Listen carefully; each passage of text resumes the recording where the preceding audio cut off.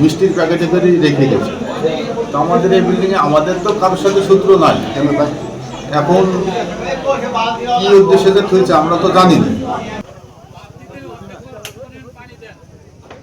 এই জায়গা আমরা কিনি, নতুন করে বিল্ডিং করছি।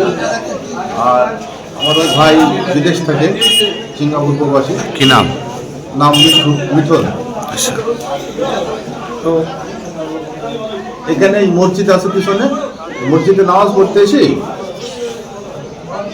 মুসলিমরা দেখতে পেয়েছে যে এখানে মিষ্টির প্যাকেটের ভেতরে বম আর চিঠি আছে। পরবর্তীতে আমাদের জানায়, ওই শুনে আমরা আসি।